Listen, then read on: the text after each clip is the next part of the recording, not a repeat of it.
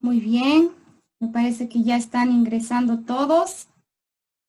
Bienvenidos, bienvenidos a todos los que están presentes, todos los que se han dado el tiempo para conectarse. Muchas gracias de verdad.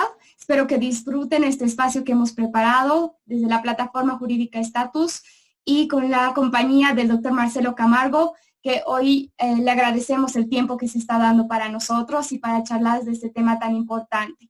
Les voy a pedir que para ahorrar ancho de banda y que los expositores sean bien escuchados, pues silencien sus equipos y además apaguen su pantalla. Eso nos sirve mucho en conferencias para que no tengamos problemas más adelante con el audio de nuestro expositor.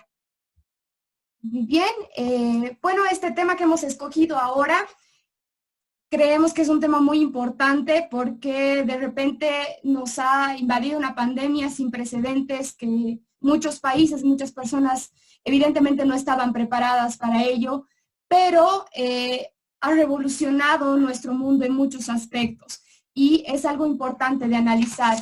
Y no solamente la ciencia y la tecnología se han visto afectadas, como vamos a ver a detalle el día de hoy, sino que también se ven afectadas la economía, y aspectos muy importantes como laborales para las empresas, ¿no? De repente hay un cambio drástico en todos estos aspectos y es muy importante que podamos debatirlo y ver hasta qué punto esta revolución nos está ayudando y cómo nos afecta, pues tanto socialmente como personalmente. Entonces quiero darle la bienvenida al doctor Camargo. De verdad, muchas gracias por estar aquí. Él nos ha preparado información y vamos a estar debatiendo sobre este tema, beneficios y riesgos que tiene el uso de la tecnología frente a esta pandemia. Gracias, doctor. De verdad, le paso la palabra. Muchas gracias a ti, Mariana, y bueno, y destacar el trabajo que está haciendo Status como plataforma jurídica. En relativamente poco tiempo está realizando actividades y difundiendo contenidos muy interesantes. Muy buenas tardes a todas y a todos.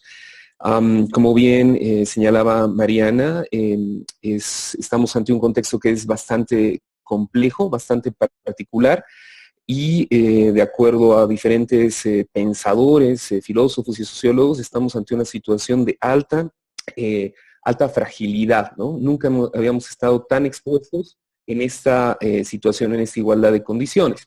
Entonces, creo que un punto de partida razonable es justamente el que ustedes ven en la diapositiva de inicio. Es decir, las tecnologías de la información y la comunicación se constituyen en el gran aliado, en los grandes aliados de toda la sociedad frente a esta pandemia. Si podemos pasar a la siguiente, por favor. Vamos a ver a continuación una imagen, ¿ya? Que probablemente no sea la imagen más, un para atrás, por favor. Eso, gracias. Una imagen que probablemente no sea la más bonita, que era esta del teclado, sobre todo porque representa una serie de coronavirus que están alrededor nuestro, ¿no? Es decir, estamos ante un contexto complejo y este contexto complejo involucra que tomamos ciertas medidas para intentar volver, entre comillas, a lo que vamos a denominar la normalidad, si es que esto es posible. Entonces, quédense un poquito con esta imagen, recuérdenla porque va a ser importante más adelante cuando continuemos y vayamos trabajando. Si podemos pasar a la siguiente. Hay un filósofo, ¿sí? Un filósofo esloveno, Zizek, que está siendo muy famoso y muy público últimamente, en los últimos años, pero él publica un artículo hace un par de semanas atrás, donde en el mismo, además hay que aclarar que es un filósofo, pero además es cinéfilo, él señala que el coronavirus es un golpe a lo Kill Bill, al sistema capitalista. Para quienes no han visto la película, o las películas, ¿no? La protagonista hace referencia a 5 puntos, ¿sí? 5 puntos y una palma que son capaces de reventar el corazón. Entonces, lo que sí sé que está denunciando es que el coronavirus realmente ha golpeado a la médula del sistema capitalista, no capitalista, informático, de conocimiento, de información, a todos los sistemas, en todas las dimensiones. Entonces, este contexto y esa realidad lo que está haciendo es literalmente explotar, ¿sí? Explotar nuestros paradigmas, ¿no? Nos está obligando a repensar cosas, a repensar nosotros desde el punto de vista tecnológico, desde el punto de vista económico, desde el punto de vista inclusive emocional, ¿no? Por favor, si podemos continuar con la siguiente. Entonces, un poquito para esto como introducción, pero simplemente para aclararles cómo se va a desarrollar el contenido de la sesión del día de hoy, está conformada por dos partes. Una primera parte donde vamos a hablar acerca de algunos efectos en la economía, un poco la situación de las empresas y la digitalización a la cual están siendo sometidas, un poco a la fuerza, pero que se está realizando. Un tema que ha sido de debate, está siendo debate también en diferentes foros, publicaciones a nivel nacional e internacional, que es el tema del teletrabajo, como uno de los elementos y componentes, y la duda sobre todo que existen en muchos abogados acerca de, ¿existe base legal para poder realizar el teletrabajo en Bolivia? Por cierto, hay un artículo bastante interesante publicado por Carlos Bellot en referencia a esto. Y que, bueno, luego yo les comentaré acerca de algo de información que tengo extraoficial acerca de esto. Un poco el tema de la aproximación a la normalidad en otros elementos, en otros componentes del sector, tanto en tema de gobierno electrónico, en el tema de la telesalud, etcétera, el tema del sistema judicial, con las famosas comunicaciones, guías y resoluciones en relación al uso del Blackboard del sistema judicial para mantener o continuar con las audiencias, ¿no? En determinados casos, por supuesto. Y en ese sentido es como bien particular lo que se nos viene. Pero también vamos a reparar un poquito en relación a la educación online, porque es un tema que nos preocupa a todos y, bueno, como docente universitario también sé la angustia que tienen algunos y algunas de mis estudiantes, y sobre todo porque he estado siguiendo mucho los estados y los memes que van generando en relación a toda esta situación, y lo veo con familiares en relación al sistema escolar también, ¿no? Que es bastante preocupante. Esto hasta ahí. En esta primera parte también quedarán como un poco visibilizados los elementos que destacan algunos beneficios del uso de tecnologías, entre muchos que se pueden hablar. Y una segunda parte que hablaremos un poco más de los beneficios, pero también hablaremos de los riesgos, y para entender un poco los riesgos vamos a tocar una parte, un componente que es un poquito técnico, pero de una forma no tan técnica, sino voy a intentar que sea de forma muy simple, que tiene que ver con el famoso Big Data. Lo cual nos lleva a pensar en el tema de la ciberseguridad, un poco con datos personales, no vamos a hablar de datos personales esta oportunidad, lo que nos lleva a fake news y a riesgos en específico sobre el manejo de información y sobre quién maneja esa información y cómo maneja la información, que en realidad es uno de los criterios o los puntos que nos tienen que tener en la alerta y permitir ser críticos con ciertas políticas que se están tomando desde el punto de vista gubernamental, no solamente en Bolivia, sino en otros países, pero que potencialmente están en una línea muy delgada de fragilidad de poder atentar y vulnerar ciertos derechos. Entonces, también vamos a reparar y reflexionar un poco en relación a esto. Entonces, si podemos seguir, por favor. Vamos a hacer referencia a algunos efectos de la economía. Sí, yo no soy economista, sí me interesa la economía mucho, a todos nos debería interesar y preocupar, pero dentro de esos efectos de la economía vamos a destacar tres principales preocupaciones que pueden existir. Primero, es el descenso de la oferta y la demanda, es decir, existe un fenómeno en el cual por el tema del aislamiento, por el tema de que se ven alterados el sistema de producción, el aparato productivo, las cadenas de suministros, existe una lógica y previsible descenso de la oferta y la demanda. ¿Sí?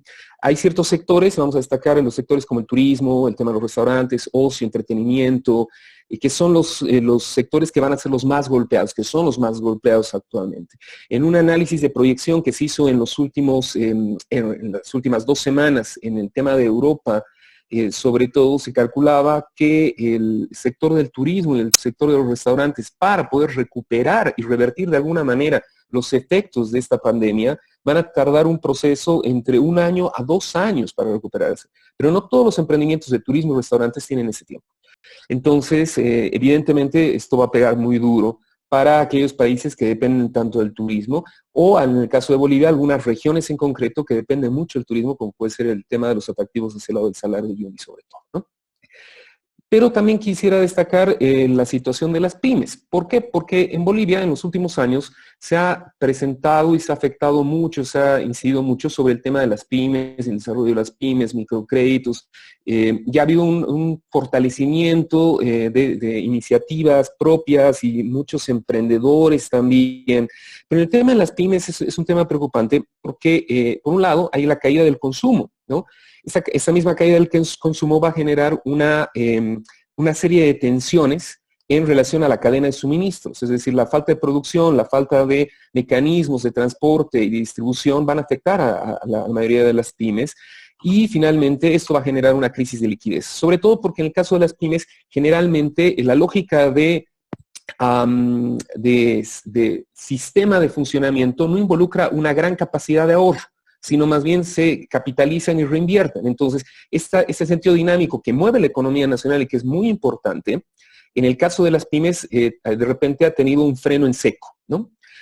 Sin embargo, no todo, o sea, para los sectores económicos no todo es particularmente violento ni terrible, ¿no? Hay sectores que de repente han presentado picos muy interesantes e importantes niveles de crecimiento. Y en este caso vamos a destacar a tres sectores principales. El sector de alimentos, el sector de tecnología, evidentemente, y el sector de la medicina. En el tema del sector de la medicina hay un gran incremento, y lo hablaremos un poco de esto más adelante también, con el tema de centros de investigación, con el tema de institutos, universidades, laboratorios que están haciendo y buscando alternativas, tratamientos, posibles medicamentos, vacunas, etcétera, en relación al tema del coronavirus, ¿no? Test rápidos, test fiables, test no fiables. Es terrible el dato de que en España se compraron 9.000 test rápidos, sets de test rápidos de fabricación y de industria china que estaban mal elaborados y que generaron falsos positivos en el tema de España y generaron resultados negativos de algunas personas que sí tenían coronavirus. Entonces, es un coronavirus en relación al COVID-19 concretamente, ¿no? Entonces, hay pros y contras en el tema del desarrollo tecnológico, pero quien sea capaz de poder asumir, emprender esto, puede tener un gran beneficio y abrir un potencial nivel de crecimiento para su industria, ¿no? Y de hecho hay iniciativas bien interesantes en Bolivia también en relación a este tipo de tratamientos que se están trabajando desde un par de institutos vinculados a la Universidad Mayor de San Andrés. Si podemos pasar a la siguiente, por favor. Entonces, yo quiero que presten atención en el siguiente gráfico, ¿sí? El siguiente gráfico es un gráfico que viene de la plataforma Bolivia Verifica, ¿no? En Bolivia Verifica se han sistematizado los casos en base a la siguiente lógica de 4 variables. Una primera variable, que son los casos confirmados, que ustedes van a ver en la línea celeste. La línea roja son los casos activos. ¿Esto qué quiere decir? Los casos activos son el resultado de los casos confirmados menos el número de fallecidos y menos las personas que han sido recuperadas. O sea, que se han recuperado exitosamente el coronavirus. Esos gráficos a nosotros nos asustan porque son los famosos gráficos de la curva de contagio. Y esa curva de contagio que no queremos que no crezca y que queremos que empiece a descender. Pero estos datos también es importante que les haga referencia, incluyen los datos hasta la noche de ayer, los datos oficiales. Esta noche probablemente haya nuevos datos de número de contagios y de hecho ya ahora a inicios de la tarde se confirmó el deceso de una bebé de 5 meses, ¿no? Que eso incrementa el número de decesos. Pero para que tengan una idea, en esta curva, este incremento de la curva, es decir, ustedes ven el gráfico que está haciendo un movimiento más o menos así, ¿ya? Esta curva o esta línea va a seguir creciendo hasta ser una curva y va a ser un efecto de campana. Ese efecto de campana, y nosotros lo que queremos es que genere un descenso, es cuando nosotros, entre comillas, podemos volver más o menos a una supuesta normalidad. Bien, en la mayoría de los países, y revisando información estadística, esa cumbre, ese pico que se llega en el tema de la campana, se va a dar cuando el número de recuperados represente entre el 25 y 30% de los casos confirmados.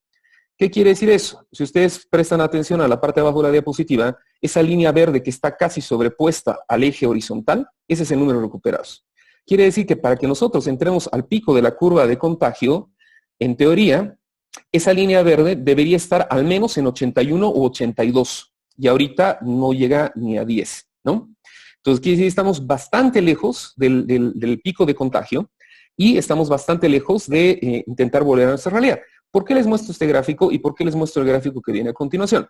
Porque estos dos gráficos nos van a dar, entre otras cosas, nos van a reflejar la importancia que tenemos actualmente de utilizar las tecnologías de la información para poder aproximarnos de forma más o menos útil y responder a la realidad compleja que hoy día nos preocupa, ¿no?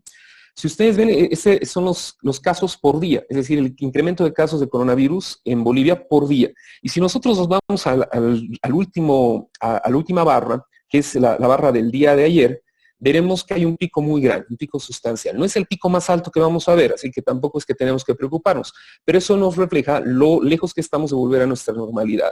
Y para nosotros, y también está la pregunta si es que podemos volver realmente a nuestra normalidad, es que tenemos que utilizar todo lo que esté en nuestras manos para poder seguir subsistiendo, seguir con nuestra vida de una manera digna, de una forma respetuosa y responsable, y intentando a nivel de las individualidades, pero a nivel también de política pública, incidir lo menos posible en la economía y en la existencia y en la subsistencia del resto de la población, ¿no? Y por no decir de la humanidad. Entonces, si nos vamos al siguiente gráfico, o al siguiente gráfico, perdón, a la siguiente diapositiva, yo les hago esta pregunta, ¿no? Luego de la crisis, ¿el mundo va a ser diferente? He escuchado a muchos economistas, muchos sociólogos, filósofos, cientistas políticos que han intentado desde diferentes aproximaciones responder esto. Y desde el punto de vista económico, quienes son un poquito más tradicionales, siempre responden, no, el mundo no va a cambiar, el sistema va a seguir, esto es un impasse temporal, hemos enfrentado otros impases, es cierto. Yo particularmente creo que el mundo no va a ser diferente porque el mundo ya es diferente. Es decir, el hecho de experimentar lo que hemos estado experimentando en las últimas semanas ya genera una transformación en nuestra lógica económica, en nuestra lógica de convivencia, en nuestros lazos de solidaridad, en el uso de tecnologías. Hemos visto que se han saturado nuestra conectividad a Internet, hemos visto que nos llegan cualquier cantidad de mensajes, hemos tenido que disciplinar ciertas conductas y ciertas libertades en relación al respeto y a la seguridad de nosotros mismos, pero también del resto. Entonces, el mundo ya está cambiando. O sea, va a ser un mundo diferente. Ojalá que lo sea, porque parte del problema era esta normalidad, y por eso insistió tanto con este término, que existe, ¿no? Entonces, el mundo está cambiando, ya está en cambio y va a estar más transformado cuando todo esto pase, porque pasará. ¿Sí? Pasará no en el sentido que va a desaparecer el coronavirus, sino que vamos a aprender a convivir con este coronavirus y probablemente con el COVID-20, el 21 y el 22 y así, ¿vale? Pero tendremos que replantearnos nuestras formas de relacionamiento, nuestras formas de producción y nuestra forma de aproximación y ejercicio también de nuestros derechos. Entonces, si podemos, por favor, continuar. Hablemos entonces ya de ciertas dimensiones en las cuales el uso de las tecnologías están incidiendo sobre nuestro contexto y también nos puede beneficiar potencialmente. Las empresas están en un proceso de digitalización forzada. Es decir, las empresas se han visto de la noche a la mañana, no en todos los sectores, pero sí en la gran mayoría, a implementar la aplicación de tecnologías, accesos remotos, utilización de plataformas, reuniones vía Zoom, vía Webex, utilizar redes sociales, utilizar otro tipo de formas de contactarse con sus usuarios, con sus clientes, etcétera, ¿no? Esto yo lo resumo en esta digitalización forzada que el fantástico autor Bellé, que es un investigador de la Universidad Oberta de Cataluña, trabaja ya hace varios años la digitalización forzada de las empresas. Yo lo sintetizo en dos términos, adaptación y resiliencia. Es decir, las empresas tienen que adaptarse para poder sobrevivir. O sea, las personas tenemos que adaptarnos para sobrevivir. Y el tema de la resiliencia es esa capacidad que nosotros intrínsecamente tenemos de poder enfrentar las vicisitudes que se nos presentan tradicionalmente. Acá un dato interesante, ¿no? Dentro de una investigación que se hizo el año pasado, justamente dentro de una lógica, una potencial lógica de teletrabajo, de digitalización, se preguntó a los responsables de las pymes en Bolivia si se consideraban o consideraban que sus emprendimientos estaban preparados para hacer este salto tecnológico. El 75% de las pymes declararon que no se sentían para hacer este salto tecnológico. El 75% de las pymes declararon que no se sentían capaces de hacer el salto, y es más, consideraban que su emprendimiento se iba a ver condicionado, se iba a ver afectado negativamente en caso de hacerlo. Y ese es un dato que nos tiene que preocupar y que nos tiene también que generar ciertas reacciones, porque es función del gobierno poder hacer que esa transición que desde las pymes se ha identificado como tan compleja se pueda facilitar. Evidentemente no todas las empresas y no todos los emprendimientos van a poder tener una digitalización, pero hay opciones y transformaciones y ejemplos maravillosos en todo el mundo de empresas que sí lo han hecho y sectores en particular, entre ellos destaco obviamente el sistema financiero, que ya haya un tiempo trabajando en este ámbito y que por tanto no ha sido tan violento. En el caso europeo y en el caso estadounidense, ¿sí? Son alrededor de 500,000 de funcionarios de entidades financieras que en el lapso de 2 días han sido capaces de hacer una transición de sus actividades de forma normal, de forma presencial, a hacer una lógica de teletrabajo. Y esto quiere decir que cuando se planifica con tiempo, sí se puede lograr, se puede generar este tipo de adaptaciones que ahora son necesarias y que lamentablemente son forzadas y que probablemente sean un desafío para la gran mayoría. Si podemos continuar, por favor. Entonces, hablemos un poquito del tema del teletrabajo, ¿no? El tema del teletrabajo es un tema bastante complejo por varias cosas. Por un lado, decíamos, el debate, ¿existe legislación en Bolivia para poder realizar el teletrabajo? Digamos que el teletrabajo necesita una reglamentación más adecuada. En este momento no es que no se pueda hacer teletrabajo, se puede hacer teletrabajo, de hecho se está haciendo, pero involucra que tengamos una aproximación más real y más sensible sobre todo a lo que está sucediendo. Entonces el teletrabajo, para aquellos que no están familiarizados con el término, básicamente, o sea, viene a trabajar en el vocablo telos, que quiere decir distancia, ¿no? Es decir, superar la distancia a través de medios informáticos, tecnológicos, para poder continuar con la actividad laboral. Es una democratización de las tecnologías, digámoslo así, como está en la diapositiva, para pasar el ámbito laboral a un ámbito doméstico, ¿no? Entonces, ahí surge una pregunta, ¿no? ¿El teletrabajo es una solución? Y yo les voy a dar una respuesta un poco dura. El teletrabajo no es una solución, pero va a permitir que las empresas que adopten el teletrabajo pasen menos apuros, es decir, puedan tener opciones. Y entonces el teletrabajo no será la solución, pero sí es una herramienta que es interesante. Eso me lleva a hacer 3 cuestionamientos que están en la siguiente diapositiva y que también los comparto para que reflexionemos. El teletrabajo es una nueva forma de trabajo. De alguna manera es una nueva forma, cambia nuestros paradigmas, pero no es que cambie esencialmente las funciones, los beneficios, los derechos, ¿no?, que un trabajador ya tiene dentro de la empresa. Pero sí reconfigura su forma de relacionamiento y su forma de producción, de producir, de cumplir con ciertas actividades, ciertas obligaciones, ciertas funciones que tiene. ¿Es necesario el fomento del Estado para el teletrabajo? Por supuesto que sí. Por eso yo les decía que es indispensable contar con una norma más o menos actual. En el caso de Chile ya estaba legislado expresamente el teletrabajo, pero hace un par de semanas sacan un reglamento que permite flexibilizar ciertos componentes del teletrabajo, siempre en beneficio, y esto es sorprendente por la lógica y la coyuntura política chilena, en beneficio de los trabajadores. Es decir, flexibiliza para generar ciertos beneficios y libertades a los trabajadores. Yo les decía, o les comentaba que iba a hacer referencia a cierto tipo de información que tengo. Por esas circunstancias de la vida he tenido acceso a 2 propuestas de decreto para regular el teletrabajo que se están analizando actualmente en el gobierno. Estos proyectos, estas iniciativas han sido generadas por 2 instancias privadas las cuales no vamos a mencionar, por supuesto, porque todavía esto es en reserva. He revisado con calma ambas propuestas, no son propuestas bastante extensas, de hecho son bastante puntuales, pero generan grandes vacíos en relación a los trabajadores y probablemente el tema de los grandes vacíos tienen que ver con que no se establecen restricciones de horario, no se establecen restricciones de contactos, no se establece el tema del equipamiento, o sea, es decir, sí se establece la posibilidad de que el equipamiento sea por parte de la empresa, pero ¿qué pasa cuando el equipamiento lo da el empleado?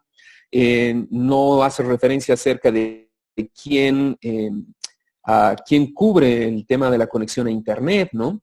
Que también es importante, ¿no? Que esto sí lo ha hecho Chile y sí lo ha hecho Colombia ya hace un par de meses, ¿no?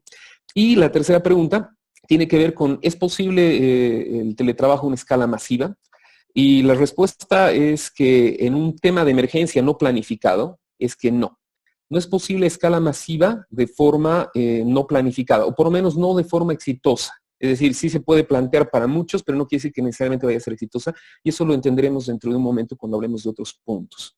Si podemos pasar a la siguiente, por favor. Entonces, el teletrabajo es una oportunidad. ¿Es una solución? No es una solución, ya lo habíamos dicho, pero es una oportunidad.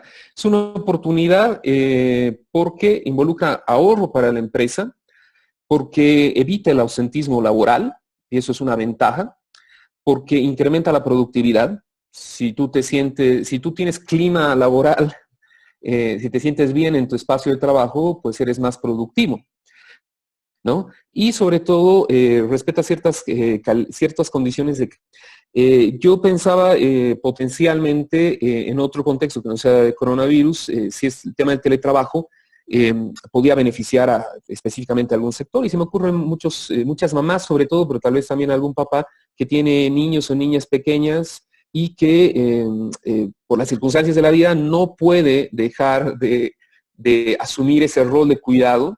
Y el tema del teletrabajo es una ventaja fantástica. Y de hecho, estadísticamente se ha determinado que las mujeres que hacen teletrabajo siendo madres son mucho más efectivas, más responsables y más productivas que otro tipo de empleados en teletrabajo. Entonces, hay un nicho y una posibilidad también muy interesante de generar beneficios, intercambios y posibilidades, ¿no? Por otro lado, en el ámbito, digamos, del teletrabajo en Bolivia, evidentemente es un ámbito que está pendiente, y ese ámbito que está pendiente es tanto para el sector público como para el sector privado, ¿no? En tiempos como los cuales estamos viviendo, es decir, en tiempos del COVID-19, el teletrabajo involucra un cambio radical, ¿no? Y esos cambios radicales se han presentado sin tiempo de preparación. Entonces, el teletrabajo no planificado no funciona. Y eso es lo que estamos viendo en muchas instituciones, incluyendo algunas instituciones educativas que están intentando hacer frente y continuar con las actividades de forma más o menos normal, en base a ciertos recursos que no estuvieron planificados y que poco a poco se están adecuando. Es una especie de prueba y error que a la vez puede tener grandes satisfacciones, pero también genera ciertas frustraciones, y eso es innegable, ¿no? Algo que también creo que es importante que lo sepan, porque hicimos una investigación hace un par de años y se había determinado que el teletrabajo es una opción viable en el caso específicamente de Bolivia, y no solamente hablando de pymes, sino en general de la empresa en Bolivia. Hasta un 40% de las empresas en Bolivia pueden funcionar con teletrabajo, ¿ya? Y esto se ha trabajado durante una investigación a lo largo de 2 años, y es completamente validable porque es factible en el sentido de que nuestros accesos a tecnología, las plataformas, las modalidades, el tema de accesos remotos, cada vez son más cercanos, más próximos y más simples de utilizar para tanto empresa como para empleado, ¿no? Y eso ha ayudado mucho, ¿no? De tener muchas plataformas gratuitas en la mayoría de los casos, u otras pagadas. ¿Sí podemos continuar, por favor? Entonces, hablando de otros espacios y otros ámbitos, porque yo entiendo que hay un factor de tiempo también que aquí es importante, para esa aproximación a la normalidad, las tecnologías de la información y la comunicación pueden beneficiar a otros ámbitos, y de hecho ya están incidiendo sobre otros ámbitos, ¿no? Como puede ser el tema de las entidades financieras, que probablemente el tema de entidades financieras y el tema de seguros son los dos grandes sectores que han estado más preparados para, tecnológicamente hablando, para esta situación. ¿no? Es decir, de poder estar trabajando a la distancia, de poder seguir haciendo ciertos, brindando ciertos servicios, no perdiendo contacto con sus clientes, usuarios, etcétera. Por otro lado está el tema de la administración pública y acá sí es importante destacar el tema de que durante los últimos años se ha intentado fortalecer mucho la lógica de gobierno electrónico, ¿no?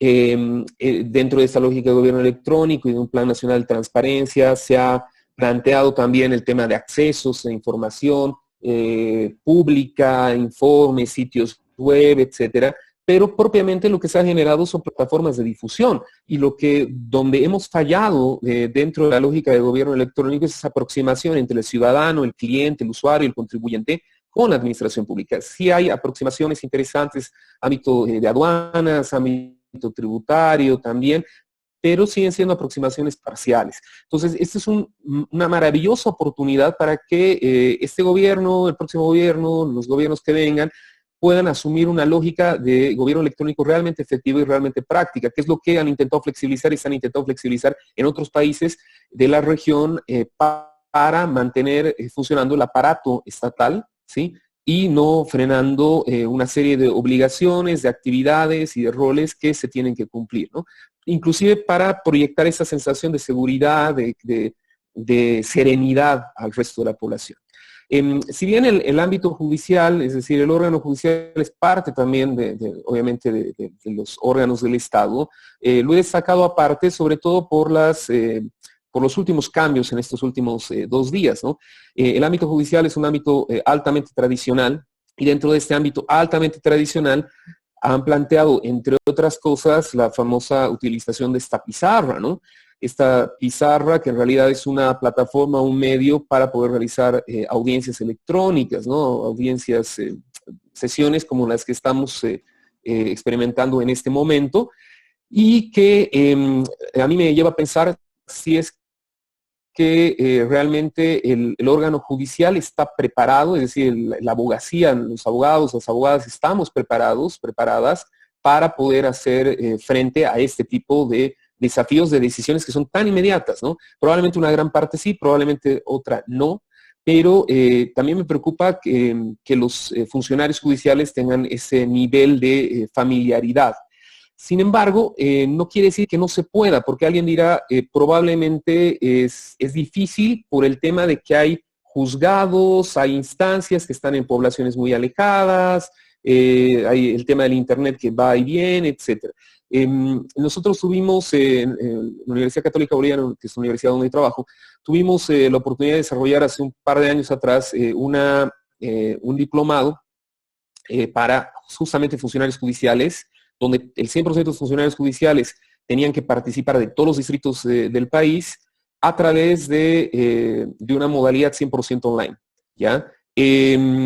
Todos, absolutamente todos, tuvieron la posibilidad de conectividad. Es decir, no importaba qué tan lejos estén, algunos con ciertas restricciones, es cierto, pero todos pudieron. Es decir, técnicamente, tecnológicamente sí se puede lograr. Lo que hay que romper no es el componente tecnológico, es el paradigma mental que existe en este ámbito, que es altamente tradicional y que a veces lo tradicional se relaciona con un poquito, una concepción un poco antigua, ¿no? Adicionalmente, tenemos el tema de la salud, que es un tema que no tenemos que dejarlo, obviamente, menos en este contexto fuera, pero el tema de la salud es un tema muy importante y que no va solamente desde el punto de vista de tener ciertos protocolos, tener ciertos kits, tener cierta tecnología que permita realizar diagnósticos, poder realizar pruebas, hacer avances en cuanto a investigación, sino un concepto que se está trabajando ya desde hace algunos años, principalmente en Asia, pero también en Europa y en algunos países de América Latina, como Colombia o Argentina, o Chile, que tiene que ver con el tema de la telemedicina. El tema de la telemedicina es un aspecto que es altamente y potencialmente aprovechable y que en estos tiempos de coronavirus es esencial para nosotros. ¿Por qué? Porque con el tema de la telemedicina lo que nosotros podemos hacer es lo que se denomina un tema de prevención y detección temprana. Es decir, ustedes se conectan a través de la telemedicina con una persona, hay muchas personas que sienten, que estornudan, que tosen y dicen, uy, ya me contagié, ¿no? Y que estamos así como todos medio alertas, pues me contacto con un médico que que está en video y que me va diciendo ciertas pautas. Me dice, estos son esos síntomas. Es como tener un médico de forma casi presencial, donde me dice, tómese la temperatura, cuánto ha dado, cómo se está sintiendo, tiene eso, no, mañana nos vemos para hacer el seguimiento. Y entonces permite identificar quiénes potencialmente están en una situación de riesgo y quiénes no. Y esto es lo que tenemos que hacer, entre otras cosas, para evitar que esa pendiente que se ha ido creciendo en los últimos 2 días de contagio pueda reducirse. Y es una forma altamente sencilla, simple, rápida y que está al alcance tecnológico. De hecho, me extraña mucho que no se hayan planteado mecanismos masivos de acompañamiento desde el punto de vista de telemedicina todavía en el país, porque creo que es una forma bastante simple. Tomemos en cuenta que además médicos arriba de 60 años han sido liberados de sus funciones por un tema de ser personas que están dentro del rango de riesgo mayor de contagio con el COVID-19 o otros profesionales del ámbito de la salud que por tener alguna enfermedad base también han sido excluidos de sus trabajos. Esas personas perfectamente, si se están capacitadas, podrían trabajar en esta lógica, en esta plataforma y brindar un acompañamiento y sobre todo facilitar una detección temprana de este tipo de sintomatología y determinar de forma más o menos segura esta situación de contagio. Y sobre el tema de educación a distancia, que sería este último punto, vamos a hablar con calma a partir de la siguiente diapositiva. Sí, porque el tema de educación a distancia es un tema que está causando muchas sensaciones agridulces en gran parte de la población, ¿no? La educación a distancia, de repente, en tiempos de coronavirus, se ha convertido en un punto de inflexión para la enseñanza. Literalmente ha cambiado los paradigmas de la enseñanza, principalmente en países como Bolivia, donde las plataformas eran como... la mayoría de las universidades y muchos colegios tienen plataformas, pero esas plataformas eran básicamente como un elemento escenográfico más, es decir, era como decoración más dentro de las posibilidades que nos daba la enseñanza y estaban subvaloradas y subutilizadas, por supuesto. Entonces, yo creo que uno de los cuestionamientos importantes que tiene que ver con la educación online es lo que vamos a ver a continuación, que tiene que ver con que se puede normalizar la educación a través de las tecnologías de la información y la comunicación, es decir, podemos hacer educación de forma normal. No es que no se pueda, de hecho sí se puede. Yo creo que hay muchos elementos y muchos componentes que se tienen que tomar en cuenta. Si podemos pasar a la siguiente, por favor. Existen muchas plataformas gratuitas, muchísimas plataformas gratuitas que están permitiendo. Hay muchas otras que se han planteado y se han liberado para, específicamente para este tiempo de coronavirus, para facilitar bibliotecas, contenidos, cursos. Nosotros hemos visto muchos cursos y creo que la mayoría de las personas que están conectadas han visto muchos cursos que se están ofertando, que quieres. Hay tantos que nos sentimos sobresaturados. Es decir, hay tantos que ya no queremos ver muchas veces que hay tantos cursos. Pero entre otras cosas, creo que es importante hacer el segundo cuestionamiento que aparece en la diapositiva. Es decir, el sistema educativo está preparado y yo considero que particularmente del sistema educativo los más preparados son los estudiantes.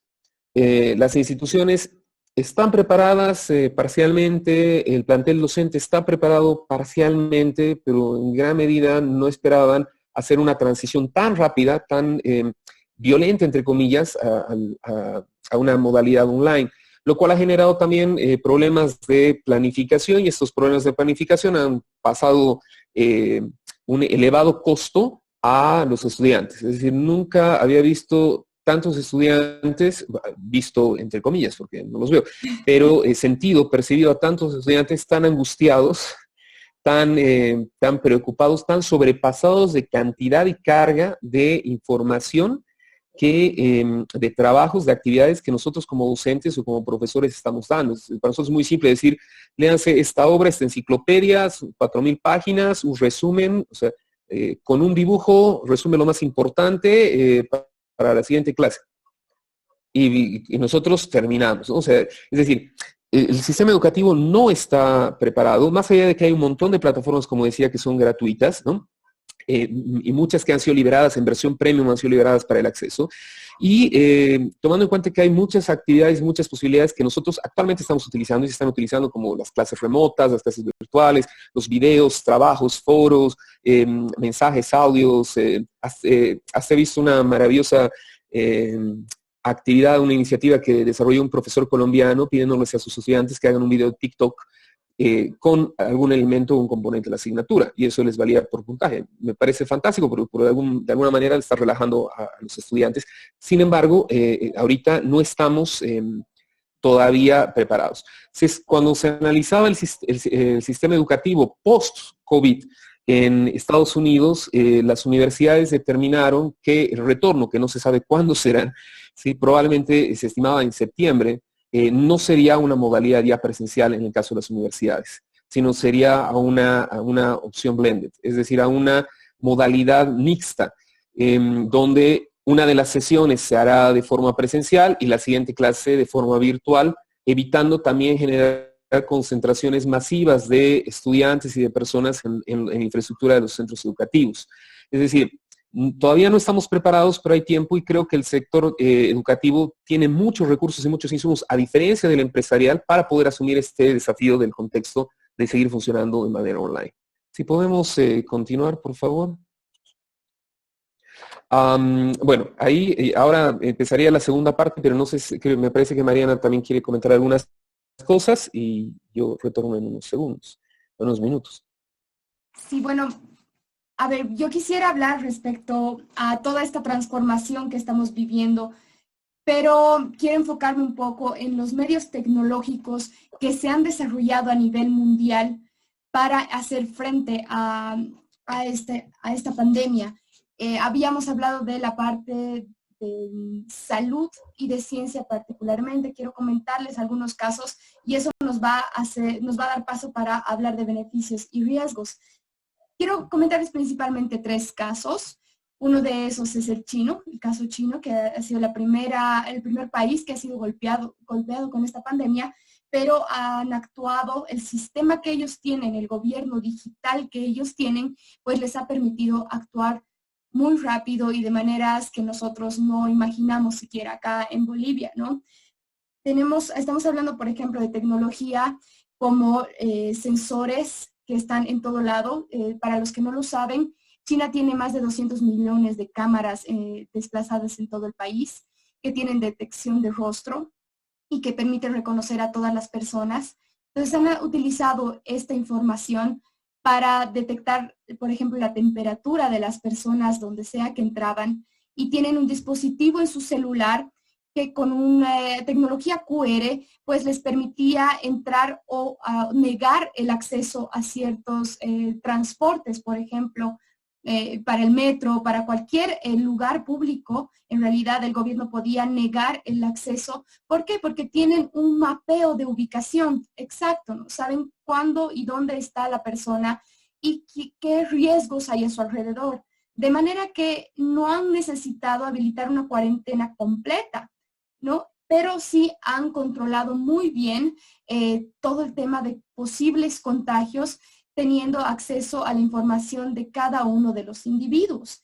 Tenemos también que han habilitado, por ejemplo, mecanismos de aviso de rutas. Todo está directamente conectado con los celulares de las personas, ¿no? Hay escáneres en aeropuertos que escanean absolutamente todo para hacer una desinfección. Y en 2 semanas se han desarrollado hospitales inteligentes, así como médicos. Ahí enganchamos lo que decía el doctor respecto a los médicos o a la telemedicina, ¿no? Porque estos robots te permiten interactuar con el paciente sin tener el contacto físico. Así también hasta meseros robots en aeropuertos, en hospitales y demás, que pueden hacer entrega de comida evitando el contagio y el contacto con las personas. Por supuesto, hay diagnósticos remotos también, en este caso, desde el domicilio, y tratamiento remoto para los casos menos graves. Tenemos también las impresoras 3D que están trabajando en todo el mundo para construir más aparatos respiratorios y demás. Entonces, China, si bien ha sido la primera en impactar, ha tenido la tecnología y sobre todo la información, toda la data de las personas para hacer frente a todo esto. Entonces ahí vamos a ir juzgando cada quien cuál es el límite, porque bueno, en China están acostumbrados a que el gobierno tenga acceso absoluto a la información de las personas, ¿no? En el caso de Corea ha surgido algo similar. Tenían aplicaciones que les permitían mapear zonas de riesgo, entonces evitar esas zonas donde habían estado las personas contagiadas. Pero ahí también se pone en riesgo otro tipo de cosas, porque ¿qué pasa si una persona contagiada había estado en un restaurante? Entonces ese restaurante ya queda rojo de alerta a las personas, ¿no? Entonces hay un tema de privacidad ahí y afectación tanto a las personas como a posibles negocios. Bueno, otro caso en Estados Unidos, por ejemplo, ahora también se han desarrollado aplicaciones y tecnologías como el anillo detector de síntomas. Es bien interesante porque es un simple anillo plateado que permite detectar signos vitales y cualquier aspecto fisiológico que uno vaya cambiando, porque es el problema de esta pandemia es que muchas veces quienes están infectados no manifiestan síntomas muy fuertes, entonces no acuden al médico, ¿no? Pero sin embargo están transmitiendo el virus. Entonces este anillo en teoría permite ver cualquier alteración en los signos vitales y alertar sobre posibilidad de tener el virus, por así decirlo, y bueno, recomienda medidas de aislamiento y demás.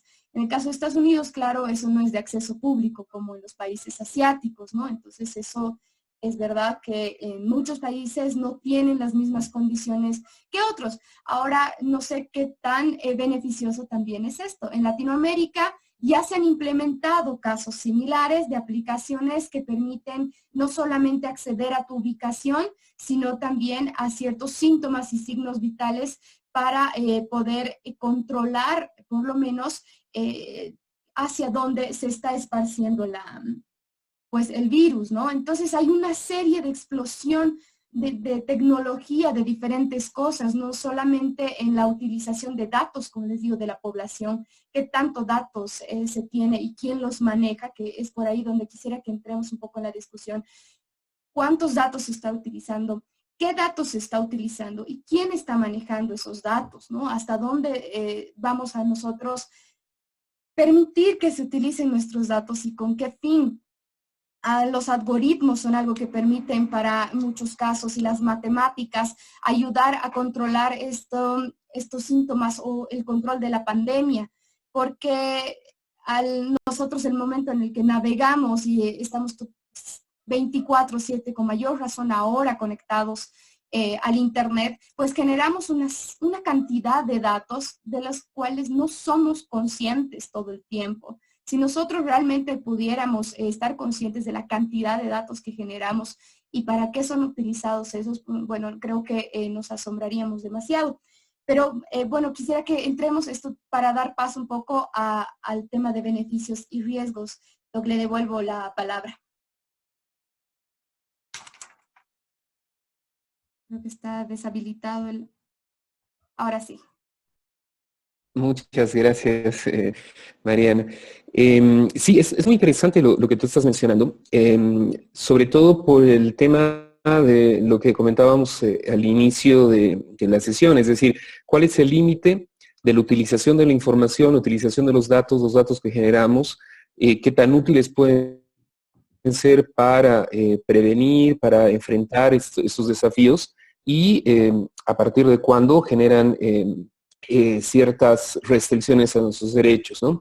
Creo que es importante hablar, justamente para entender esto, del concepto de Big Data. El concepto de Big Data o de lo que involucra el Big Data, lo voy a realizar desde una aproximación voy a intentar que sea muy simple, porque no es que sea el concepto más complejo, tampoco es que sea un concepto particularmente sencillo, pero la idea es como que sea potable, que sea entendible para lo que queremos llegar, ¿no? O sea, el Big Data involucra una gran cantidad de información, una gran cantidad de datos que vienen de diferentes fuentes, ¿sí? Y de diferentes estructuras. Llega a reunir lo que varios autores han denominado las 4 V chicas, las 4 Vs, ¿no? Las 5, perdón, Vs o 5 V chicas dentro de las características. Es decir, Big Data tiene volumen porque es una cantidad muy grande de información, de datos que llegan. Variabilidad porque son datos diferentes, no son datos que responden a una sola lógica, sino son datos mixtos. velocidad llegan y se construyen y se van alimentando y creciendo constantemente. La veracidad, porque son datos que son verificables, y el valor, sobre todo porque esos datos pueden ser pertinentes para un gobierno, para una empresa, para un usuario en concreto, ¿ya? Entonces, es un montón de información que llega de diferentes fuentes. Para esto yo creo que es importante hacer una breve referencia a que, simplemente para que se entiendan, estos datos pueden venir de diferentes clasificaciones, pero vamos a hablar de una clasificación de dos: los datos estructurados y los datos no estructurados. Por ejemplo, un dato estructurado o los datos estructurados puede ser la plantillita de Excel donde tenemos una información con columnas que responden a ciertos criterios y que se van alimentando en una empresa, un inventario, etcétera, ¿ya? Entonces, esos son los datos estructurados. Pero existen datos no estructurados que pueden ser altamente valiosos también. Ojo, aclaro, lo del Excel no es que sea particularmente muy estructurado, pero tiene algo de estructura. Pero hay datos que no son estructurados y que pueden ser muy útiles y pueden tener información, como el contenido de un correo electrónico. El contenido de un correo electrónico, de un mensaje que ustedes envían por WhatsApp, que envían por cualquier tipo de plataforma, el video que ustedes utilizan, en el cual se muestra el rostro, también genera una situación de un montón de información que puede ser útil. El hecho de que ustedes se tomen fotos así, ¿no? Por ejemplo, el tomar estas fotos así, que no debería hacerlo, sí, salía en la imagen, se ha logrado determinar que en un rango de 3 metros, cualquier celular más o menos de última tecnología puede capturar los detalles de las huellas dactilares de nuestros dedos. Entonces, allá hay una información, ¿sí?, que va nutriendo, entre otras cosas, este Big Data de diferentes maneras. No solamente son palabras, textos, sino también pueden ser imágenes y otro tipo de información, ¿ya? Entonces, ¿cuál es el ciclo de vida de un dato? En este caso, hablando del Big Data y para ver cómo se utiliza y demás, ¿ya? Por un lado, esa es la secuencia que ustedes tienen en la parte de baja de la diapositiva. Es decir, hay un momento de captura de esa información, ¿no?, el almacenamiento de esa información, el procesamiento, el análisis y finalmente la exploración y la visualización de ese conjunto, de ese volumen grande de datos e información, ¿ya? Por ejemplo, lo que decía Mariana, nosotros estamos constantemente geolocalizados, geoposicionados, por ejemplo, a través del uso de nuestros teléfonos celulares. Si pasamos a la siguiente diapositiva, les comentaré algo en relación a esto.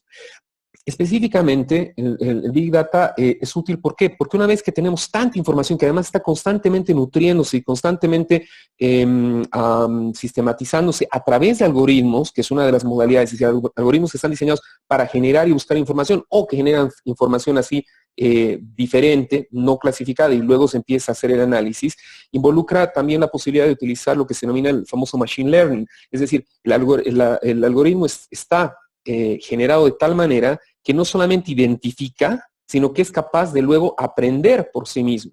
Les pongo un ejemplo. Si nosotros programamos una determinada computadora para que, por ejemplo, identifique un cactus, ¿no? Entonces yo lo que necesito es mandarle características, variables e información. Entonces lo primero que hago, y lo más sencillo, porque yo no soy programador ni nada, yo le mando una foto de un cactus. Pero como sé que hay diferentes tipos de cactus, mando 2, 3, 4, 5 y un catálogo de 50 imágenes de diferentes cactus. Si yo le mando una foto de un plátano, este Machine Learning, es decir, este algoritmo que busca clasificar la información, dirá, esto no es un cactus, ¿sí? Esto no sé qué es, pero no es un cactus, ¿no? Si yo le mando imágenes de plátanos, ¿sí?, de diferentes variables, variedades de plátanos, aprenderá. Entonces, la posibilidad del Big Data no solamente es el volumen de la información, sino es la posibilidad de ir cuestionando, cambiando, almacenando y generando más información, más conocimiento. Entonces, estamos hablando de que el Big Data va a permitir identificar comportamientos, va a poder permitir identificar tendencias, pero además va a poder predecir, va a poder generar predicciones. Entonces, el Big Data es importante porque nos permite tomar decisiones y buscar soluciones, ¿no? Y en este caso, en concreto, con el tema del coronavirus, es importante porque ese Big Data puede ser utilizado por una instancia gubernamental, por una instancia pública, para determinar ciertas tendencias y comportamientos o ciertas predicciones de comportamientos que potencialmente pueden ser beneficiosos o que pueden ser perjudiciales para específicamente la actividad, ¿no? O sea, la actividad, es decir, la seguridad de la sociedad. Entonces, consecuentemente, eso es importante porque el Big Data nos va a permitir alimentar varias cosas. Yo les pongo un ejemplo, si pasamos a la siguiente diapositiva en relación a esto, ¿ya? Específicamente, en relación a la imagen que ustedes ven ahí, ¿sí? Encabezado en varios diarios, pero en el periódico Los Tiempos, hace 4 días, Bolivia es el país que mejor acata la cuarentena según los datos de Google, ¿no? Y utiliza y hace una comparación con varios países de la región, incluyendo con algunas otras ciudades estadounidenses y una ciudad europea como es Madrid, ¿no? Entonces compara con Miami, compara con Nueva York, compara con Madrid y con los países de la región. Y en esto, tomando en cuenta 5 variables, ¿no? De lugares de recreación, lugares de mercado, de abasto, farmacias, parques, transporte, ¿no? Y trabajo. Bolivia en conjunto es el país que menos está asistiendo a estos lugares. Entonces, quiere decir que, en resumen, estamos cumpliendo mejor la cuarentena. ¿Cómo Google sabe esto? Dicen, qué útil, qué orgullosos, voy a publicar esto en mi estado de Facebook, ¿no? Me siento muy orgulloso de ser boliviano en este momento. Pero ¿cómo Google sabe esto?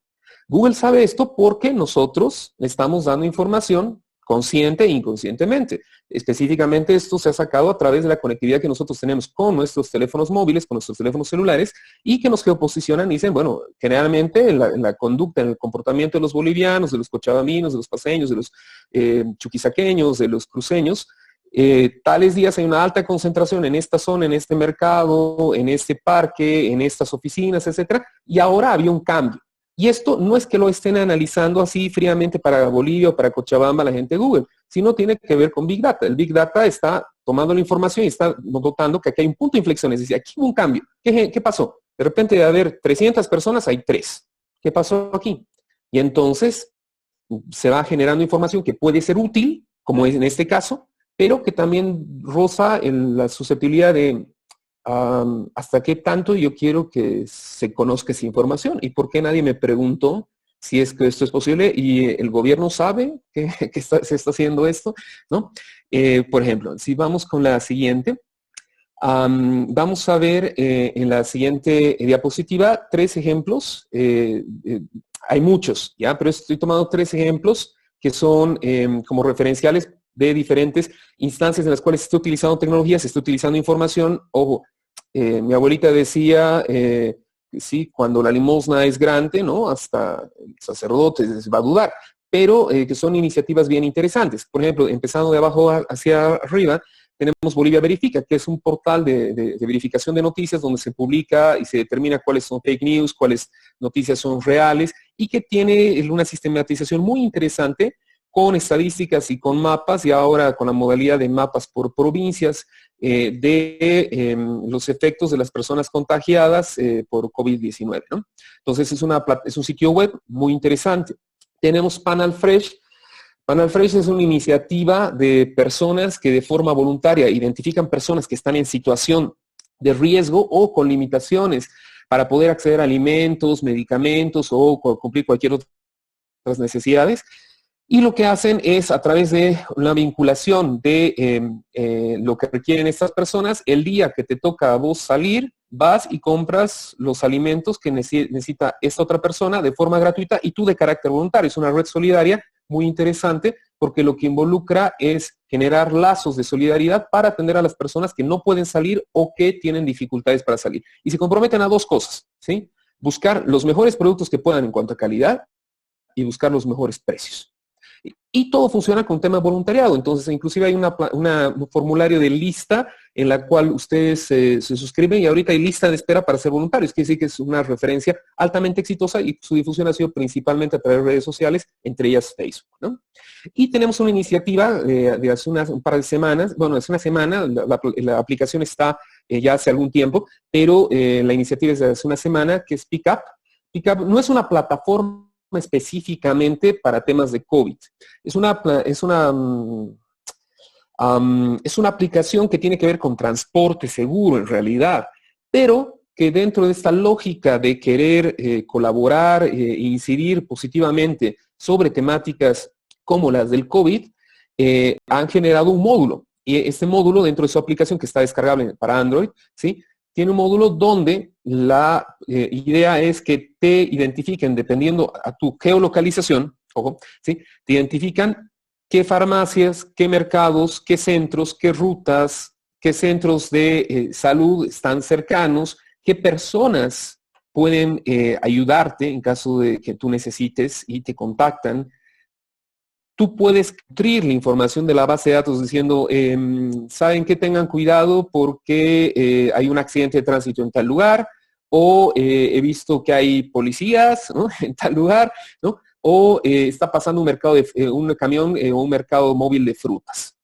Y también se generan lazos de solidaridad en cuanto a información, en cuanto a acompañamiento, y también tiene una plataforma con médicos voluntarios a los cuales tú puedes contactar para que te esclarezcan algunas de tus cuestionamientos que puedes tener en relación al COVID, ¿no? Inclusive un tema de sintomatología, sin rozar el tema de generar diagnósticos. Obviamente eso no va a pasar, pero es una iniciativa que está dentro de este emprendimiento. Entonces, lo que he intentado referenciar acá son un sitio web, una iniciativa que surge en redes sociales y una aplicación que ahorita están funcionando y que muestran cómo podemos utilizar de forma solidaria el tema de la tecnología también para generar información y generar espacios de acompañamiento, sobre todo dentro de un contexto tan complejo, ¿no? Si podemos pasar a la siguiente, ¿sí? También surgen situaciones de cibercrimen que tienen que ver que están relacionadas obviamente con el tema de ciberseguridad. Y acá es importante destacar el tema de que la delincuencia informática tiene que ver mucho con el tema de las crisis. O sea, las crisis es un momento clave para poder delinquir sin que la gente esté tan atenta a que están delinquiendo contra ti. Entonces es la forma de monetizar el miedo, ¿no? Entonces ustedes van a ver que les han llegado un montón de mensajes, un montón de correos, un montón de noticias falsas, etcétera. Muchas involucran que llenes formularios, que te vuelvas a conectar, que te van a sortear algo, etcétera, ¿no? Entonces son formas de, a través de malwares, que son softwares maliciosos, o a través de phishing, que es el tema de capturar claves, contraseñas, cuentas, te vulneran, ¿no?, o te intentan vulnerar en estas situaciones. Lo que decía Mariana, o sea, hay un aumento significativo de las conexiones a Internet y eso involucra a la vez un reflejo directamente proporcional del aumento de amenazas que pueden existir en relación a lo mismo, ¿no? Si podemos pasar a la siguiente. Ya casi. Muy bien. Esto solamente es una referencia. Hubo una reunión hace, me parece que 10 días, entre 12 empresas de tecnología y seguridad, y esas 12 empresas de tecnología y seguridad han determinado o han sugerido estas 8 líneas de acción para estar más o menos seguros a nivel personal y a nivel empresarial, sobre todo con el vínculo de la opción de teletrabajo, en el caso específico del contexto del COVID, ¿no? Entonces, no las vamos a desglosar, simplemente las vamos a mencionar. El tema de tener seguridad en el acceso a Internet, sobre todo en el tema de las conexiones Wi-Fi, ¿no? Mantener los programas, los sistemas informáticos actualizados, usar los antivirus, ¿no? Tener cuidado con los correos, porque hay correos que buscan información, buscan robarte información, utilizar contraseñas seguras, por amor a Dios, dejemos de utilizar carnets de identidad y nombres de mascotas, ¿no? Utilizar solamente los servicios que son necesarios a través de tus conexiones, tener conexiones seguras y sobre todo tener mucho cuidado con la información que es de carácter corporativo o empresarial. Y eso tiene que ver con específicamente la situación de que en un contexto de teletrabajo, ya sea por acceso remoto o ya sea porque hay una conexión específica a una determinada plataforma, hay el vulnerar al teletrabajador es vulnerar potencialmente a la empresa. Entonces, si podemos pasar a la siguiente y me dan 2 segundos para que encienda la luz.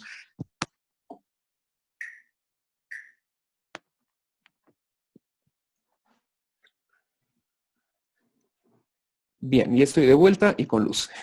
Bien, pasemos a la siguiente entonces. Y les prometo que ya casi estamos terminando. Bien, entonces, ¿qué es lo que pasa con el tema de también un contexto que es complejo, que tiene que ver con las noticias falsas o los fake news? Recordemos que nos llegan un montón de informaciones que son falsas, un montón de información que es altamente cuestionable y que el tema de los fake news tiene que ver, entre otras cosas, yo me he hecho un pequeño apunte acá, con los siguientes 6 puntos. Por un lado, el tema las noticias falsas buscan alarmar, ¿sí?, y generar paranoia, es decir, generar un estado de constante preocupación.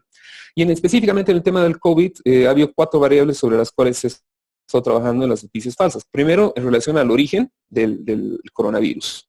Dos, en relación a los tratamientos, ¿no? Y tomemos en cuenta que incluso ha habido casos de ciertos influencers que han estado grabando videos mostrando tratamientos que supuestamente curaban y evidentemente no, pero generando un montón de desinformación entre sus seguidores.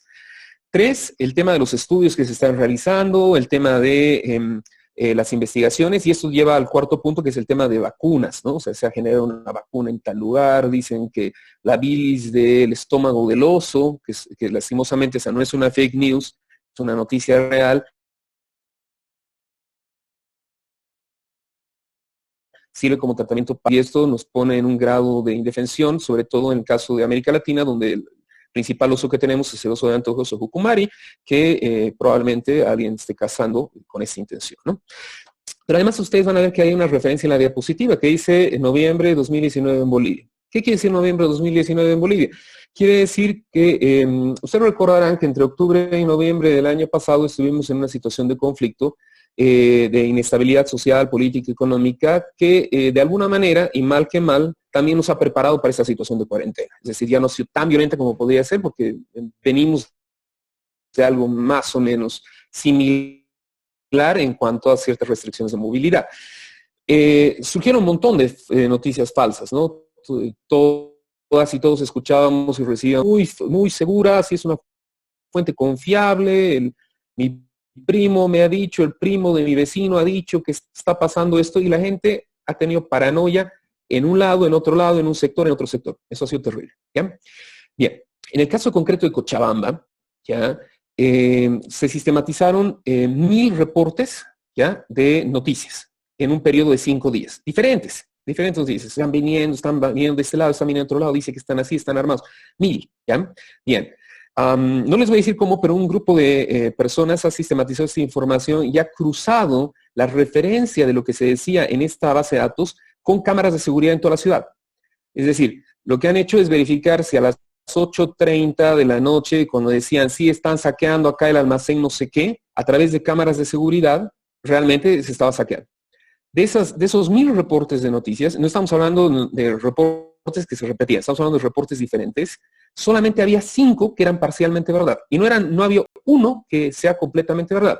Entonces, ese es el potencial de lo que generan las noticias falsas. Entonces, ahí yo simplemente genero, digamos, esta conclusión así, ya casi para terminar, es decir, más reflexión, menos difusión, ¿sí? O sea, reflexionemos más de lo que vamos a compartir, reflexionemos más de lo que queremos observar y ver. No hace falta que revisemos los 45 mensajes que llegan en el grupo familiar o en el grupo de amigos, etcétera, necesariamente, porque creemos que ahí está la cura del COVID-19, porque no va a estar ahí, se los aseguro, ¿vale? Bien, si podemos ir a la siguiente y ya casi terminando. Sí, yo sé que han escuchado eso de ya casi terminando muchas veces, pero esta vez es en serio. ¿Sí? Hablando de los riesgos, yo voy a hacer referencia a los beneficios. De alguna manera los hemos hablado en la primera parte, y los riesgos un poco los hemos hablado en estas diapositivas de esta segunda parte. Pero voy a hacer referencia a 3 momentos, 3 aspectos que creo que son importantes tomar en cuenta. Primero, existe un gran volumen de conexión, y eso involucra un gran acceso a información, genera Big Data, y el Big Data, la información no es mala, ¿sí? La información puede ser muy útil y positiva. El problema es qué pasa con esa información, cómo se maneja esa información y cómo se accede a esa información. Entonces, hay acceso a utilización de tecnologías de acceso o manejo ilegal de la información, como el caso, por ejemplo, los mensajes que llegaban por WhatsApp acerca de los bonos de $500 que estaba regalando en un supermercado, que está ahí referenciado con su nombre, ¿no? O una serie de sorteos, de tratamientos, de medicamentos, etcétera, ¿no? Entonces yo tengo información. ¿Por qué me llegó a mí? De un número que no conozco. Porque en algún momento alguien tuvo acceso y compartió ese número, ¿no? Pero por otro lado hay un tema bien interesante, que es el uso de tecnologías de manejo legal, y creo que es uno de los aspectos que sí nos tiene que preocupar. Porque el de forma ilegal es un poco menos controlable, no es que no se pueda controlar, pero es más irrestricto. Y tiene que ver con el manejo de información de forma legal. Lo que decía Mariana con el tema de las cámaras, el reconocimiento facial, el control de temperatura, etcétera, ¿no? Pero, por ejemplo, hay países en los cuales se está utilizando, y algunos estados en Estados Unidos, el uso de manillas electrónicas, estas para las personas que tienen arresto domiciliario, cuando están con COVID. O sea, si estás infectado, no sales de tu casa y yo te geoposiciono, y si sales me mando una alerta y voy y te meto a un hospital o no sé dónde meterán a esa persona, pero que controla a esta persona constantemente, ¿ya? alguien dirá, sí, es un tema de seguridad pública. Es debatible, es debatible. Yo no me atrevería a decir que no tiene que ver con seguridad pública, pero creo que es debatible. O en el caso concreto de Hong Kong, Hong Kong es uno de los puntos, de accesos más importantes hacia Asia por parte de Occidente. Entonces, ha llegado un grupo, un volumen muy grande de turistas, de personas que estaban en tránsito, que han quedado estancadas dentro del contexto del COVID en Hong Kong. Entonces, a todas esas personas extranjeras, dependiendo de la nacionalidad, dependiendo de dónde venían, se les ha puesto un rango, una categoría en plan semáforo, rojo, amarillo y verde. Si tú eres rojo, quiere decir que estás contagiado, y entonces tienes que tener un protocolo particular. Si tú eres amarillo, es una persona en situación de riesgo. Y si eres verde, no has presentado sintomatología y además estás en un lugar más o menos resguardado, etc. Si tú vas a la farmacia y compras paracetamol y tu rango es verde, pasas a amarillo automáticamente. Entonces, para eso hay información de la farmacia que nutre al Big Data, ¿sí? Que se clasifica e identifica, sí, Mariana compró paracetamol. Vamos a mirar con detenimiento a Mariana y vamos a hacerle seguimiento o a cualquier persona porque parece que está en una situación de riesgo, aunque no tengas ningún síntoma. Entonces, volvemos a lo mismo, es decir, el manejo de la información, el acceso a la información, sin entrar necesariamente en una reflexión de datos personales, puede ser potencialmente preocupante y restrictivo en gran parte del ejercicio de nuestros derechos, ¿no? Si pasamos a la siguiente.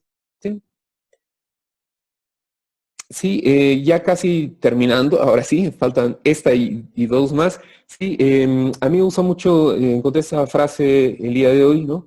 Lo hermoso del desierto es que en cualquier parte esconde un pozo, ¿no? Es un fragmento del Principito, una obra maravillosa, pero estamos ahorita en un desierto, ¿sí? Un desierto no solamente porque las calles son un desierto, sino es un desierto porque ahorita no vemos cosas con claridad, no sabemos qué es lo que pasa, no sabemos por dónde ir, pero el tema de las tecnologías de la información y la comunicación pueden ser pozos muy interesantes que sirvan para seguir ese trayecto y de forma más o menos potable garanticen ciertos niveles de subsistencia tanto al sector empresarial como a las personas, como a los emprendimientos más pequeños y obviamente a las personas que se sienten frágiles en tema tecnológico y en tema de salud. Si vamos ahora sí a la final, ¿recuerdan la primera imagen que veíamos al inicio? Sí, esa del teclado, la pantalla, el lenguaje binario y los coronavirus alrededor que tienen incertidumbre. Es esto, ¿no? Nosotros no vamos a poder volver a una normalidad y de alguna manera, y los confieso de forma personal, me alegra que no volvamos a una normalidad, es decir, ojalá esto sea un espacio para reflexionar tecnológica, personal, socialmente. Pero esos ositos a los cuales le están sacando el bilis, ¿no? O la bilis, como quieran, de alguna manera reflejan lo que todas y todos queremos en algún momento, es decir, volver a no sentir miedo, a estar tranquilos, estar serenos cerca de las personas que queremos, ¿no? Y tener cierta seguridad. La única forma de salir de esta situación es utilizando lo que tenemos de forma positiva, propositiva y garantiza de nuestros derechos. Es la única manera de poder generar algo interesante.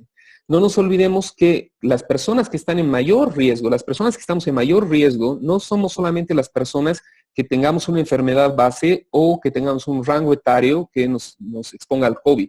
Las personas que estamos en potencial o en mayor riesgo somos aquellas personas cuyas fuentes laborales van a estar condicionadas después del COVID o ya están vistas condicionadas actualmente. Y estamos hablando de clase baja y clase media, que en definitiva la clase baja y la clase media son las que van a aportar dinámicamente al intercambio de bienes y servicios una vez termine el periodo, digamos, grave y de cuarentena del COVID. ¿Sí? Las personas que tienen dinero van a ver cambios mínimos en su estilo de vida, pero para ellos no hay un riesgo. El Estado lo que tiene que hacer, y las tecnologías, y hay muchas empresas que están brindando alternativas gratuitas para esto, lo que tienen que hacer es garantizar la estabilidad de ese aparato de funcionarios, de personas, de empleados, ¿sí? Que están en un rango del sándwich de la población y que en definitiva van a ser los que van a aportar para arriba y van a ayudar a aportar para la gente que puede estar más abajo, que me refiero específicamente a las personas que no son asalariadas y que también van a tener serias dificultades en el momento en el cual económicamente intentemos encarar las consecuencias de lo que nos ha traído esta pandemia. ¿Sí? Muchas gracias por su tiempo, muchas gracias Mariana por la invitación. A usted, doctor. Bueno, tenemos unas cuantas preguntitas que nos están haciendo. Tenemos la pregunta de Patricia que nos dice, en relación al hecho de que hay propuestas en relación al hecho que hay propuestas de teletrabajo en el sector privado, que entiendo que es FONDETIC con la Federación de Empresarios de La Paz, que presentarán este jueves su anteproyecto, esto da señales claras de que el empresariado ya requiere esta modalidad de trabajo. Y el doctor Camargo mencionó que hay un porcentaje de las empresas en Bolivia que pueden funcionar con teletrabajo. Pero ¿qué pasa con las entidades públicas como del Estado que se haya preparado para plantear teletrabajo a corto o largo plazo? ¿Se está planteando también una norma para el sector público o el anteproyecto que hoy se plantea es solamente para el ámbito privado? Bien, muchas gracias por la pregunta. Los dos anteproyectos que yo he revisado involucran la posibilidad de incluir el teletrabajo no solamente para el sector privado, sino también para el sector público. Sí tiene un desarrollo normativo y de características mucho más considerable para el sector privado, en el sentido de que se les garantice estabilidad, las mismas condiciones laborales, etcétera, pero existen muchos vacíos en ambas propuestas de las que yo he revisado. Y también existe, obviamente, la posibilidad de que ciertas instancias del sector público puedan trabajar. Les doy un dato que creo que no es menor. Hace 2 años yo fui contratado para hacer un dictamen legal acerca de la posibilidad de teletrabajo en una entidad, en una empresa estratégica del Estado, obviamente no mencionaré cuál, para la aplicación de un sistema que permita que todas las relaciones, comunicaciones, informes, toda la documentación se maneje a través de plataformas y pueda ser de forma remota, es decir, a través de teletrabajo, diseños, todo. Y de hecho salió positivo el dictamen y también la implementación. Entonces, esta empresa está funcionando, o sea, tiene la capacidad, no está funcionando todavía porque en realidad la meta era empezar el 2021, pero tiene todo tecnológicamente como para poder iniciar a funcionar, me atrevería a decir, a un 85% en modalidad de teletrabajo. Entonces, quiere decir que el sector estatal también tiene posibilidades, pero también hay que tomar en cuenta que estamos en un contexto político bien particular, entonces hay que ver el gobierno hasta qué punto se atreve a tomar ciertas decisiones que permitan implementar de forma definitiva, no de forma provisional, tiene que ser de forma definitiva y progresiva el tema del teletrabajo en instancia pública. Así es. Alejandro nos dice que concuerda con la doctora Patricia, que es necesario que a partir del 15 de abril, pues ciertas instituciones públicas deban aplicar teletrabajo para atender a los usuarios. Y aprovecha de preguntar, ¿estaremos ya preparados para ello? Por otra parte, ¿será posible que en un corto plazo se pueda efectivizar la constitución de empresas en línea? Justo para ayudar a pymes que de alguna forma están también apareciendo en esta época y por sus modelos de negocio les urge tener cuentas bancarias e incluso NIT. Sí, a ver, lo que yo conozco en tema de impuestos, existen plataformas, recursos y tienen toda la posibilidad de poder generar ese tipo de registros. La mayoría de los países, en una lógica de gobierno electrónico en la región, y voy a destacar a 3 países, que son Colombia, Chile y Argentina, están optando por esta modalidad para constitución de empresas, pero no solamente para eso, sino para presentación de ciertos requisitos que permitan que las pymes puedan beneficiarse potencialmente de ciertas libertades, tanto a nivel económico y beneficios económicos por parte del Estado, que no tiene que ver solamente con reducir el IVA o cuestiones así que también se están planteando, se están analizando en otras regiones. Entonces, creo que es importante que se pueda dar este paso. Creo que en el tema de impuestos y de aduanas sí se puede hacer de forma más o menos pronta. Sé también que hay iniciativas bien interesantes en otras instancias del gobierno. Desconozco y tengo cierta susceptibilidad acerca de qué tan preparados estamos en otros ámbitos. Pero sé que, o entiendo que en el tema Fundempresa en el tema impuestos, en el tema aduana, sí se puede. Y de hecho, una de las iniciativas de teletrabajo también incluye el tema de que la utilización de las firmas digitales, que es este medio de encriptación que garantiza la autenticidad y la identidad de quienes generan documentos electrónicos o contratan electrónicamente, también sea el valor de la generación de las firmas digitales sean casualmente subsidiados por el Estado a modo de facilitar justamente lo que preguntaba Javier, me parece, que tiene que ver con que un pequeño emprendedor que quiere formalizar una pyme y generar cuentas bancarias a través del uso de firmas digitales, ¿no? Así es. Bueno, tenemos comentario de Leonardo también. De acuerdo a los anteriores comentarios, considero que debería tomarse en cuenta absolutamente todos los actos jurídicos de las instituciones. El simple acto de tramitar una escritura pública en notaría y registrarla en Fundaempresa genera concentración de personas por parte del Estado y la economía. Quizás los timbres también tengan que terminar de digitalizarse. Al respecto, Patricia nos dice que el tema de trámites en notaría ya se tiene planificado, el uso de la firma digital, como mencionaba doctor.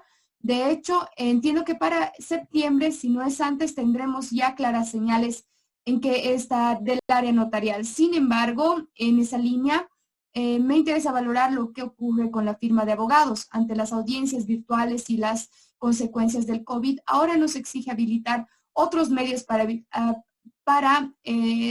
evitar reuniones de muchas personas.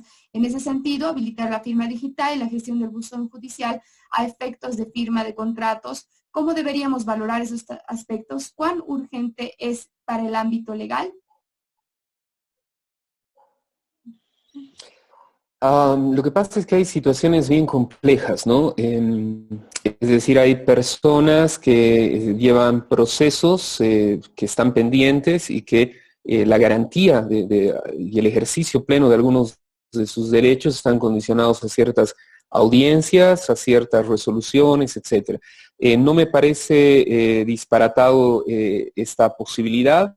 En Colombia ya se lleva hace algún tiempo el manejo de modalidades online en tema de audiencias. Sin embargo, vuelvo a insistir, creo que hay un gran desafío que no solamente viene por parte del gobierno, o en este caso el órgano judicial, en el momento de implementar esta iniciativa, sino que especialmente creo que tiene que ver con la situación de preparación que podamos tener los abogados y las abogadas para poder encarar de forma adecuada y también de los funcionarios judiciales. Creo que hay un desafío que es el tema de capacitación y cambio de paradigma, y el hecho de ponerlo de forma más o menos inmediata también genera esta susceptibilidad. Cabe resaltar que esas resoluciones del uso de audiencias también tienen un marco de subjetividad e interpretación subjetiva muy grande.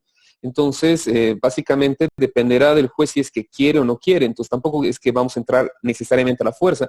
Y sospecho que gran parte del órgano judicial apelará a esta subjetividad para solamente utilizar esta modalidad en casos que son particularmente excepcionales, ¿no?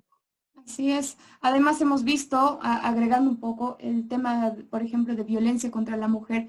Son cosas que se han incrementado en este tiempo y hay instituciones que no pueden parar y que deben continuar pues procesando denuncias, ¿no? Entonces podrá necesariamente en estos casos el órgano judicial adaptarse. Ahí aprovecho para decirles, la plataforma de estatus está en este momento brindando acceso tanto a abogados como a particulares clientes, facilitando el poder realizar consultas online, que nos parece importante porque hay situaciones de derecho tanto para empresas, consultas, las empresas muchas veces no saben qué medidas tomar, o personas, situaciones familiares, puedan acceder a esta plataforma y los abogados pues continúen trabajando y atendiendo consultas en línea, ¿no? Y bueno, así habrá que adaptarse a esta situación. Una pregunta tengo de Leonardo que nos dice que antes de COVID-19 los programas digitales se consideraban más económicos. En ese sentido, las horas laborales de teletrabajo tendrían que tener un salario o sueldo inferior. Los servicios digitales como la educación online y demás deberían ser más baratos y los docentes menos remunerados. Sí, a ver, esa es una pregunta, sobre todo la segunda parte, que está muy en boga. Pero vamos primero con la primera parte. La idea del teletrabajo es garantizar las mismas condiciones a los teletrabajadores. Es decir, el hecho de que tú estés en tu casa sí te libera y te beneficia en muchas cosas, también te puede perjudicar en otras. En ninguna de las circunstancias se puede determinar que involucra un pago de horas inferior. De hecho, esto iría en contra de todo lo establecido en la Ley General del Trabajo y normas conexas. Para nuevos empleados que entren en modalidad de trabajo es un tema convencional, ¿no? Es decir, es lo que se acuerde contractualmente hablando. Sobre el tema de la enseñanza, sí, uno de los grandes debates es el tema de si yo pago por un tema de infraestructura, una serie de beneficios, una serie de ventajas, etcétera, ¿por qué ahora, si esos beneficios o esa infraestructura no necesariamente involucra un gasto a la institución que me está capacitando, que me está formando, ¿por qué tendría que pagar lo mismo? Ese es un debate que se está planteando no solamente en Bolivia, se está planteando en muchos lugares y que probablemente involucre el tema de que en la medida que se pueda garantizar un nivel de formación similar, ideal, igual al de la formación presencial, no debería haber una modificación. Esto ahora no se puede garantizar en Bolivia ni en ninguna otra parte, por supuesto. Sí entiendo que hay un tema de margen de beneficios y de costos que se podrían ajustar desde las instancias educativas, de las instituciones educativas, pero volvemos a lo mismo. Las personas que han sido contratadas como docentes o profesores, profesoras, igual tienen que respetarse los honorarios, independientemente de que el trabajo se haga de forma presencial o no. Y eso tiene que ver por mantener las condiciones de los trabajadores y trabajadoras. Desde un punto de vista personal, la mayoría de los profesores y profesoras, colegas que conozco, me dicen que actualmente están mucho más ocupados preparando y generando contenidos y demás que haciendo clases presenciales, es decir, que les genera mayor inversión de tiempo. ¿Esto quiere decir que esa mayor inversión de tiempo tenga que ser cubierta por los estudiantes? La verdad que considero que no.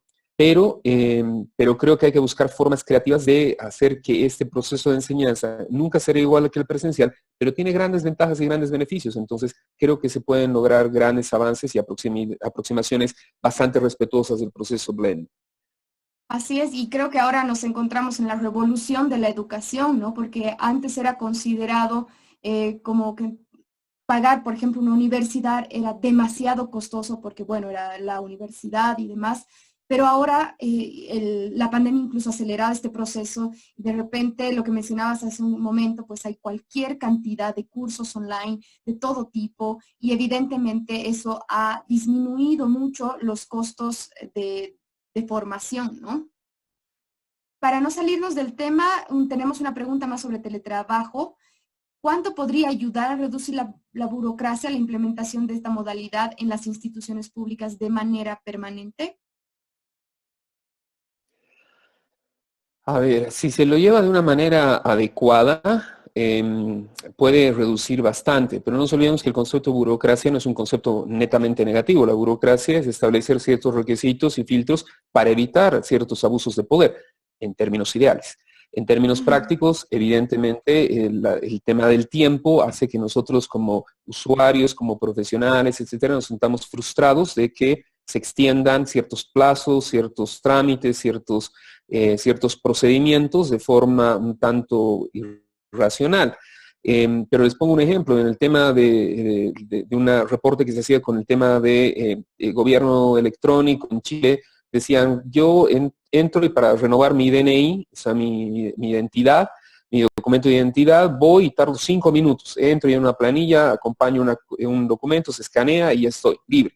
Pero el documento te llega 2 meses después. Entonces, no quiere decir que porque el trámite sea rápido, sea flexible, el resultado necesariamente vaya a ser también muy rápido.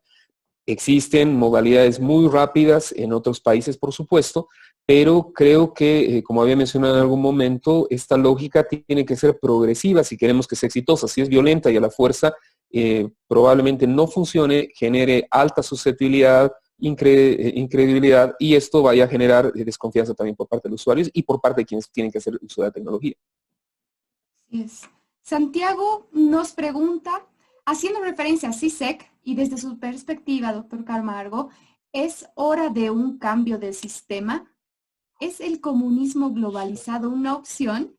Excelente explicación y excelente exposición. Gracias, Santiago.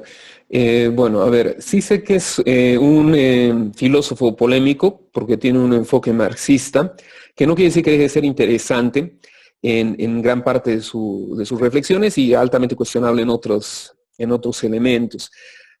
Él ya planteaba, como muchos otros autores, en un momento Huntington, Chomsky, el tema de que hay que cambiar paradigmas y sistemas.